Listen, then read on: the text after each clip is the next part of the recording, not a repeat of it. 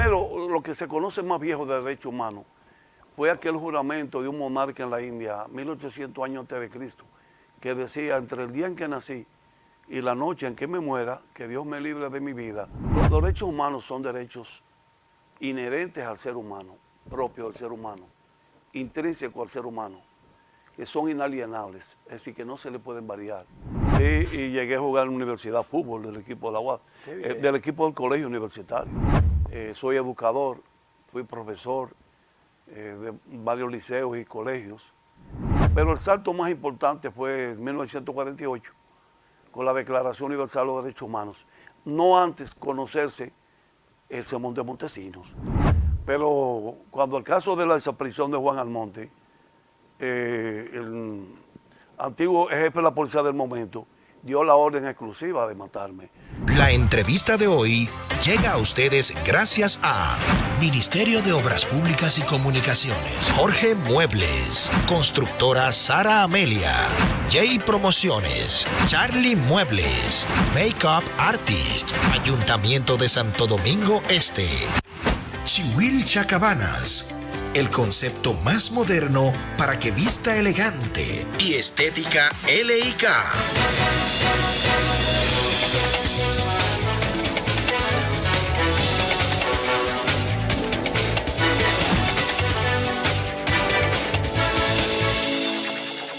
Muy bien, mis amigos, ya estamos aquí en la parte estelar de nuestro programa de hoy, en la entrevista con una figura reconocida y altamente valorada por la sociedad dominicana. Nos referimos a Virgilio Almanzar, presidente del Comité Dominicano de los Derechos Humanos. Virgilio, bienvenido. Bien, buenos días.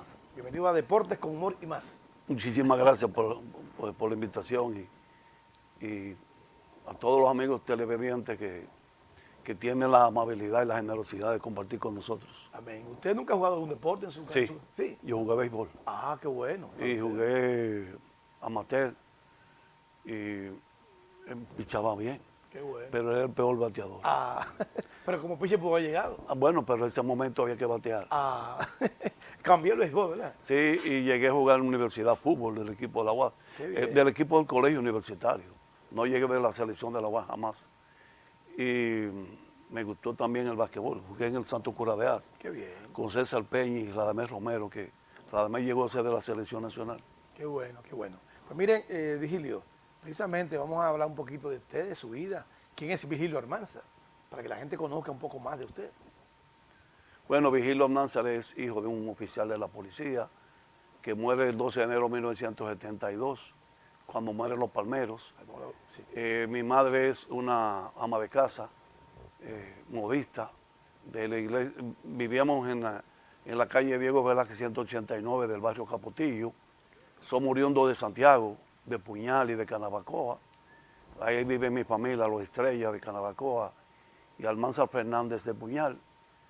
Soy educador, fui profesor de varios liceos y colegios, y activista de derechos humanos, activista social y activista político. Muy bien. Precisamente quiero comenzar preguntándole, ¿qué son los derechos humanos? Los derechos humanos son derechos inherentes al ser humano, propios del ser humano, intrínsecos al ser humano, que son inalienables, es decir, que no se le pueden variar, que no se le pueden reducir. Y son derechos iguales para todos, hombre, mujer, negro, blanco, pobre, rico, y que esos derechos permiten o posibilitan el desarrollo integral de todo ser humano. A eso usted le agrega las leyes que sirven también para proteger los derechos humanos, y eso es un sistema completo de derechos que son propios, naturales del ser humano, más las leyes que protegen esos derechos. ¿Quién decide esos derechos y desde cuándo aplican? Bueno, los derechos humanos se sistematizan. Primero, lo que se conoce más viejo de derechos humanos fue aquel juramento de un monarca en la India, 1800 años antes de Cristo, que decía, entre el día en que nací y la noche en que me muera, que Dios me libre de mi vida, de mi cielo y de mi progenie, si los oprimo.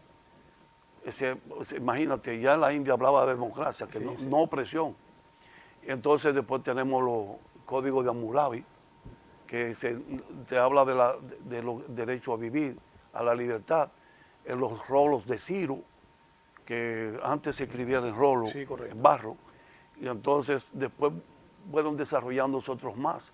Pero el salto más importante fue en 1948, con la Declaración Universal de los Derechos Humanos.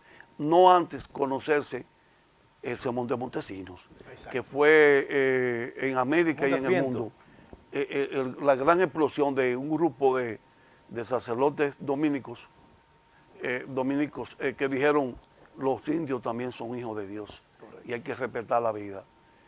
Y bueno, eso le costó a Montesinos, porque después le dijeron, los grupos dominantes, tú tienes que retratarse y cambiar eso. Y a los dominicos se les quiso imponer eso, y ellos dijeron, ok, el domingo en el nuevo sermón lo cambiamos, y que fue, que va, lo que hicieron fue endurecer más. Correcto. Y eso sirvió para que la orden los mandara a México, y allá falleció Montesinos. Para el famoso sermón de Adviento, que por cierto en el malecón Correcto. hay una estatua, un homenaje, ¿no? Sí. A esa... Y en República Dominicana se dieron muchos hechos interesantes en derechos humanos. Se dio el primer mestizaje, que fue Mencía con el papá de Riquillo. Enriquillo es el fruto de todo eso. La primera rebelión contra los españoles. El primer acuerdo que se hizo, tuvieron que mandar un delegado de España para firmar un acuerdo con Enriquillo. Cosas interesantes se dieron aquí en República Dominicana, que es la cuna de toda América, de toda la historia de América. Porque de aquí estaba Hernán Cortés, todo eso, que vivieron aquí, y algunos, había uno que era alcalde de Asua. Ah, sí. Entonces después todo se desarrolló otra vez de aquí, y entonces los derechos humanos en América nacieron aquí en República Dominicana. Interesante, buen dato ese. Entonces, importante además que el pueblo conozca esos derechos, aquí son 30 en total, ¿no? Esa es la Declaración Universal de los Derechos Humanos. Pero también la Revolución Francesa de 1789 fue la base primordial, fundamental para esa Declaración Universal de los Derechos Humanos. Por eso es que se da a conocer en París el 10 de diciembre de 1948, perdón. Entonces, porque ahí se hablaba de la libertad, y ahí nacieron los grandes estadistas y los padres de la sociología, Montesquieu, Rousseau, Robespierre, Voltaire. Entonces, todo eso nacieron para entender cómo un pueblo que estaba aparentemente tranquilo hizo un rompimiento con la sociedad de un momento a otro, y enjuiciaron al rey y lo ejecutaron. Y después entonces vino la Comuna de París, que la Comuna de París fue un grupo de personas, de miles de personas que dijeron, pero nosotros que queremos es libertad, no queremos autoritarismo, no queremos dictadores. Y entonces hicieron la Comuna de París. Napoleón llega al poder y dice, eso es un mal ejemplo. Los comunistas, que se le llamaba así lo de la Comuna de París, de ahí viene el nombre de comunista, la gente no sabe dónde viene. Es de la Comuna de París, que la gente vivía en comunidad. La gente trabajaba y todo lo llevaba a un equipo, a una dirección compartida. Entonces todo el mundo compartía lo que tenía según sus necesidades. Un trueque entre ellos. Un trueque, correcto. Entonces Napoleón vio su mal ejemplo, y Napoleón hizo todo y mató más de 5.000 en un solo día. Increíble. Con su ejército poderoso. Pero volviendo un poquito ya al plano local, hay una pregunta necesaria para aclararle a los amables televidentes, porque usted es el presidente del Colegio Dominicano. Del Comité Dominicano. Y también existe la Comisión de Derechos Humanos. Sí, ¿Cuál es la diferencia entre las dos instituciones? No, hay varios más, como las iglesias cristianas, que las hay evangélicas, adventistas y eso. Son las más conocidas. Sí, lo que pasa es que todas han nacido de aquí. Manuel María era parte de nosotros. Y tuvo interés, por otras razones, de formar un grupo y formó la Comisión Nacional de Derechos Humanos.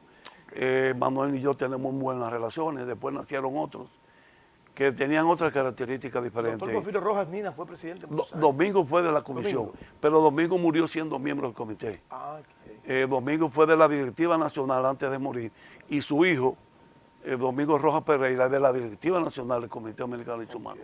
Que tienen jurisdicción nacional entonces. Correcto. Entonces nosotros realizamos, para que la gente lo sepa, una asamblea el primer domingo de cada mes en la Confederación Autónoma Sindical Clasista, nuestra casa, en la Juan Erazo 39. El primer domingo de cada mes usted puede ir de 10 a 12 como ciudadano que usted es, y puede participar en nuestra asamblea, porque nosotros somos un grupo abierto que no le tiene miedo a compartir con la gente sus experiencias, su trabajo y de todo. Y la pregunta, si la población común está escuchando esta entrevista, ¿cómo se siente identificado o cómo siente que ustedes como institución defienden esos derechos si son vulnerados en algún momento? No, si la gente tiene que apelar a nosotros. Okay. Nosotros no somos isofactos defensores de la gente. No Sí podemos denunciarlo, porque no pasa innúmeras veces. Por ejemplo, hay padres que nos vienen y nos dicen, nosotros me mataron al hijo, este general de la policía dio una orden, o el coronel, qué sé yo cuánto, y nosotros nos involucramos. Y estamos peleando de tú a tú. De un momento a otro, la familia se retira. Se vendió. Entonces nosotros exigimos que se nos dé una constancia, aunque sea una cartita. Nosotros queremos que el Comité Dominicano de Derechos Humanos intervenga en este caso para que no nos dejen en el aire. Porque no ha pasado en muchas ocasiones. Hay madres que venden a sus hijos en 30, 20 mil pesos y se callan. Bueno, acabamos de ver la hija del merenguero. Qué vergüenza. Ella asumió una posición de venta. Qué vergüenza. ¿Cómo tú sabes que fue un descuido, una irresponsabilidad? Una irresponsabilidad. Y viene y dice que 1 millón de pesos. Y eso valía Rubí Pérez. Caramba, para mí valía más de 1 millón. Para mí, que nunca tuve la oportunidad de conocerlo, nunca tuve la oportunidad de saludarlo, a ese gran artista y gran ser humano. Entonces a mí yo siento la vergüenza ajena con ese tipo de gente y los músicos. Solamente el conguero dice que él quiere que se haga justicia porque su vida estuvo en peligro y vale más que 1 millón de pesos. Eso es así. Bueno, señores, todo se monetiza. Claro, estamos conversando con Virgilio Almanzar, presidente del Comité Dominicano de los Derechos Humanos. Usted mencionaba ahorita el tema de la policía y precisamente es una de las instituciones con las que usted tiene mucho más interacción. ¿Usted en algún momento ha sentido amenaza por parte de la policía con usted? Sí, muchísimas ocasiones. ¿Han amenazado? Sí, muchas ocasiones. ¿Y su vida ha corrido peligro en algún momento? Sí, y mis hijos también. Mis hijos también. Mi casa, aquí en El Osama, en la calle 15, el Padre Paulo 49, una vez el lado de la Fuerza Aérea, me mató un perro boxer que tenía y me dejaron el hacha ahí. Wow. Que me dieron un hachazo y lo dejaron ahí. Después me rompieron la casa y me llevaron el expediente a Narciso González. Pero cuando el caso de la desaparición de Juan Almonte, el antiguo jefe de la policía del momento dio la orden exclusiva de matarme. Y por cosa de la vida, el policía que le dieron la orden de matarme o es miembro del Comité Dominicano de Derechos Humanos. Porque por no ejecutarme, lo cancelaron y lo sometieron a la justicia. Usted mencionó ahora mismo el caso de Narciso González. Y por cierto, esta semana, hace un momento, dábamos cuenta del fallecimiento del general Rojas Tabar. En algún momento se le quiso vincular con el hecho. Él lo negó rotundamente hasta el día de su muerte. ¿Usted conoce si hubo alguna participación o no de ese general? El general lo involucraron. Lo obligaron a aceptarlo en el hospital de la Fuerza Aérea. Pero él no estaba de acuerdo. ¿Recibir el cadáver o el hombre herido? El hombre herido, ahí muere. Pero él no estaba de acuerdo. Rojas Tabar fue para mí el último gran líder que tuvo la Fuerza Armada. Para mí un hombre sano. Querido, sí. Muy querido en la Fuerza Armada. Y respetado, en la Fuerza Aérea, respetado. Y con un carácter muy fuerte. Yo soy admirador de la gente que es así, que ha sido coherente en la vida. Bueno, tuvo una posición firme con el presidente de la República de entonces, Leonel Fernández. Correcto. O ellos o yo. Correcto. Con alusión a que él se sentía totalmente al margen de esa situación. Correcto. Y no tengo ningún tipo de prueba que él personalmente se involucró. Como Guerrero Peralta, que quisieron introducirlo a la policía y dijo, no, sáquenme ese hombre de aquí, yo no quiero problemas. Porque realmente a ellos se les fue la mano. Y a propósito del tema, que justamente hace poco se celebró un año más el recordatorio del fallecimiento, ustedes como comisión... ¿De fallecimiento o de desaparición? De desaparición. Vamos exactamente a aclararlo. Ustedes como comisión han mantenido una posición permanente de reclamo de la verdad. ¿Ustedes entienden que todavía el país necesita una respuesta? Correcto. Se necesita, pero es que tenemos una justicia entregada a la situación de que todo permanezca igual. ¿Y ustedes tienen alguna institución o persona a la que ustedes responsabilizan directamente? No, nosotros fuimos a los tribunales internacionales y la Comisión Interamericana de Derechos Humanos delegó, hizo una cuasi sentencia y envió a la Corte Interamericana de Derechos Humanos, donde se sancionó al país y se le dieron un resarcimiento económico a la familia, y también se hizo un reconocimiento de que Eduardo Sánchez, que era el abogado, no había abierto el tribunal, y como los espacios nacionales de justicia no funcionaban, entonces nos fuimos internacionalmente. Correcto. Pero se condenó internacionalmente, pero eso no basta. Hay que decirle a la población qué pasó. El pueblo dominicano merece que se le diga qué pasó con Narciso González y con Juan Almonte, que está más reciente y están vivos todavía los que lo desaparecieron. Y de su esposa Tati, Narcisazo, hace tiempo que no debemos reclamar en los medios de comunicación.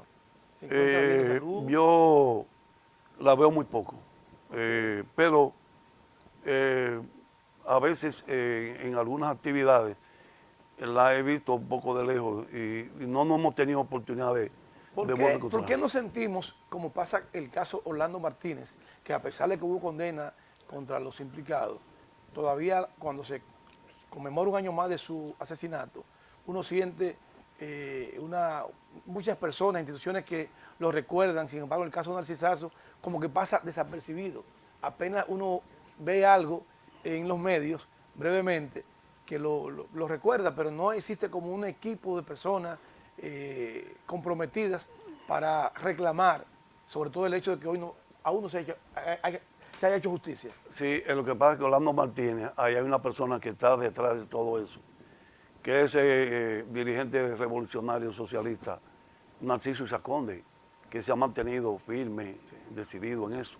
Y entonces Narciso y sus seguidores siempre tienen esa meta de celebrar eso y que el pueblo no olvide el caso de Orlando Martínez. ¿Ustedes no pudieran hacer lo mismo como comisión? El problema es que nosotros no somos los más indicados. La familia tiene que estar de acuerdo y ponerse a la vanguardia y nosotros acompañarlo, porque nosotros no podemos sobrepasar lo que es la decisión de la familia en un caso. En todos los casos nosotros acompañamos a la familia en todos los pasos que ellos ven, pero no podemos ir delante porque fácilmente nos dejan el problema a nosotros. Nos lo sueltan, como dice el pueblo, y ellos se retiran. Hay una pregunta que el pueblo se hace frecuentemente. ¿Por qué los derechos humanos solamente se expresan públicamente cuando la policía mata a un ciudadano? Sin embargo, cuando ocurre lo contrario, no sienten el mismo nivel de preocupación. Ya casi no dicen eso, porque se ha ido comprobando de que no es así. Porque ninguno de esos que dice todo eso le duele más la muerte de un policía que a mí. Pues yo soy huérfano de un policía. Y esos, como diría Hipólito, esos babosos viven hablando cosas sin de saber lo que le duele a uno. A mí me duele la muerte de un policía y nada más digo, cuando mata a un policía y los hijos de ese policía, ¿quién lo protege? ¿La policía? No, lo abandona. Lo primero que hace es sacarlo del seguro médico. Mata a un policía, la esposa, que él tenía el papá y la mamá, que muchas veces los policías, porque los hijos y todo, sacados del seguro médico ya y todo eso. Entonces, ¿quién es que abandona a los policías que mueren? La propia policía. Los usa. El ejemplo más palpable es el caso de mi padre. Mi padre muere con 7 policías. O sea, 8 policías mueren el 12 de enero de 1972.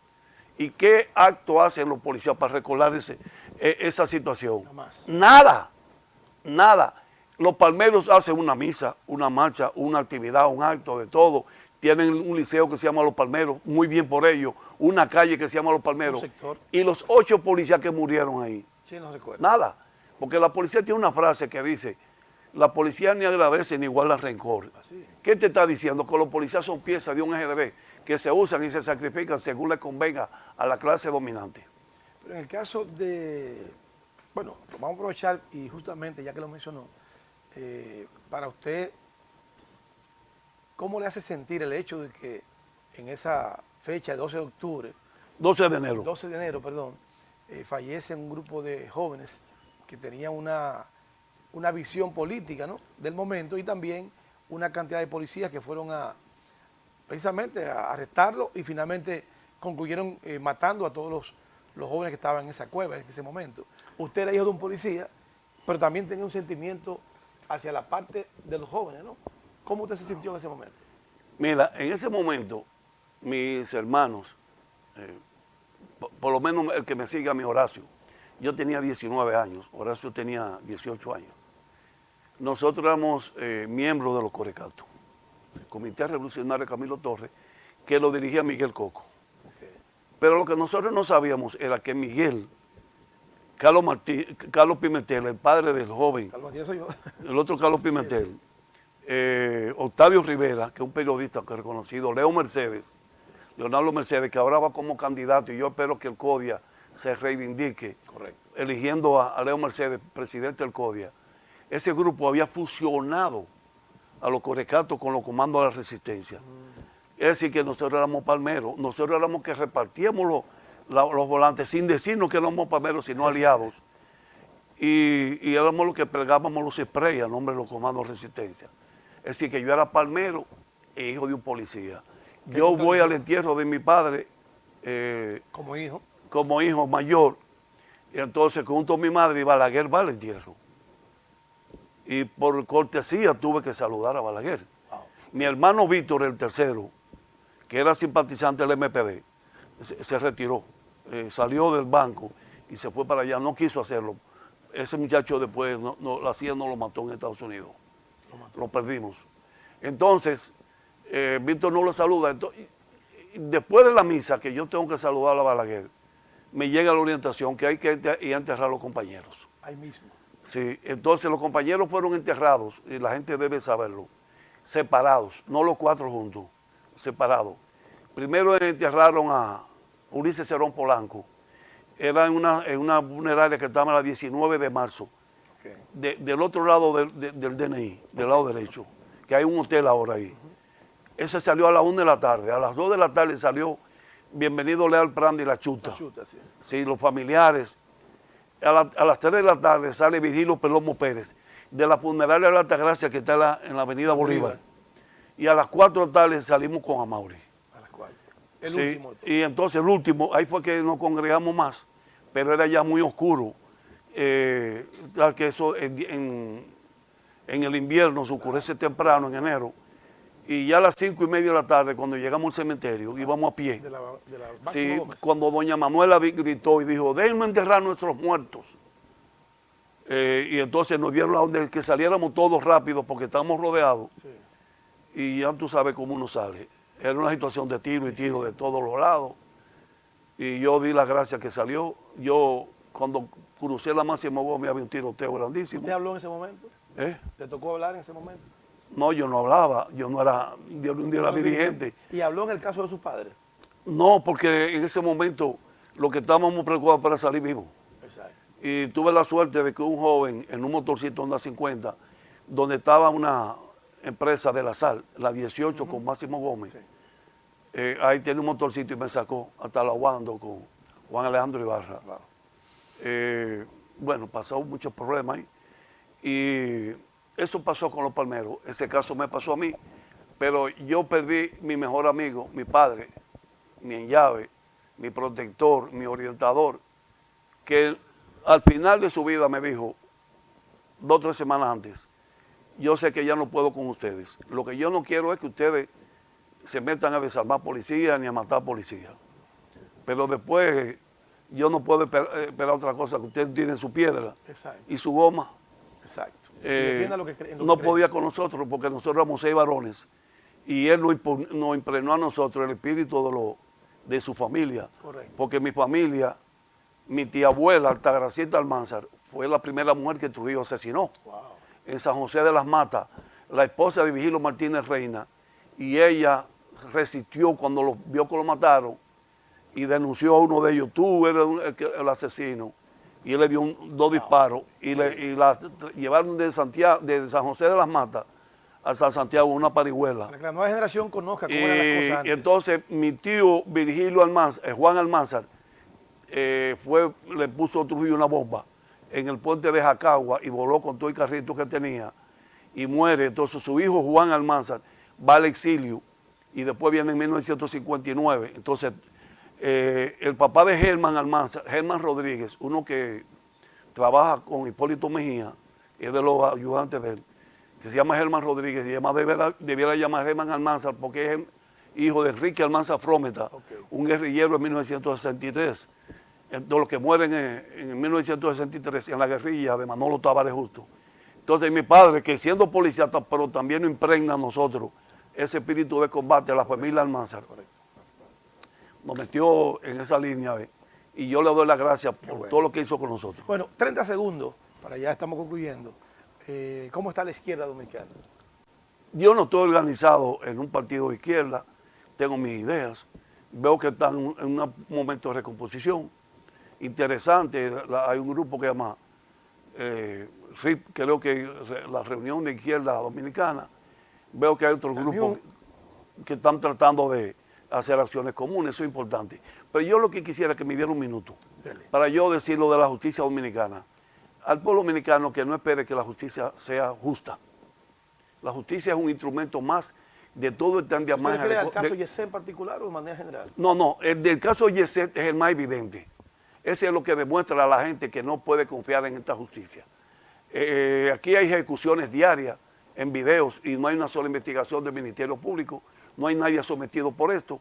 Los poderosos son sometidos a la justicia solamente a veces para aplacar situaciones, pero ninguno de ellos va a ser condenado, o condenan a uno para hacer la excepción. La justicia dominicana es parte de todo este andamiaje de corrupción y de corruptela y de problemas. Tenemos una sociedad que hay que revisarla. Vamos a ver los tres poderes rápidamente. ¿Cuántos legisladores están involucrados en narcotráfico? En que son banqueros, que son prestamistas, que son de todo. El principal poder del Estado es el legislativo. Segundo, el poder ejecutivo. ¿Cuántos funcionarios hay? Entonces la justicia también pasa lo mismo. Entonces hay que revisar la sociedad que tenemos y debemos tratar de cambiarla. Muy bien, mire, a nombre de Jai Promociones le entregamos a usted esta taza como un invitado especial que usted de este programa para que pueda tomarse su cafecito en la casa, ¿verdad? Muchísimas gracias. Le prometo usarla a diario. Eso es correcto. A ustedes, señores, les recordamos que mañana a las 8 de la noche podrán ver transmitido aquí en TNI esta importantísima entrevista y todo el contenido de nuestro programa. También el lunes en nuestro canal de YouTube van a ver la entrevista con Vigilio Almanzar. Vigilio, 1.000.000 de gracias por estar con nosotros. Muchas gracias a usted. Que no sea la única vez, ¿eh? No, usted está en la decisión de invitarme cuando veces usted quiera. Así será, muy importante su regreso para una segunda parte. Hasta la próxima.